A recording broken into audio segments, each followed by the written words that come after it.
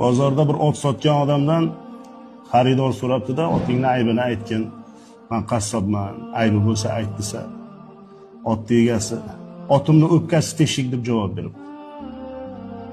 Haligi odam otni borib so'yib qarabdi qassob ekan. Qarasa haqiqatan ham o'pkasi teshik. Hayron qolibdi. Oradan bir oycha vaqt o'tib ot egasini ko'rib qoldi. Birodar, avliyomisan nima? Uyga olib borib so'ydim otingni. Qarasam haqiqatan ham o'pkasi teshik ekan. Qayerdan bilding? Desa ot egasi aytgan ekanki, chunki o'sha otimni bolasi uni ko'zini oldida o'lgan edi. Bolasini yo'qotgan edi. Zero bu dunyoda farzand dog'ini ko'rgan mavjudot borki, uni ichi butun bo'lmaydi deb javob bergan ekan. Hayvonni ham ayirmasin bolasidan. Aylanaygin ko'zlaridan, jonasidan. Falaklarga o't ketmasin nolasidan, o odamlar.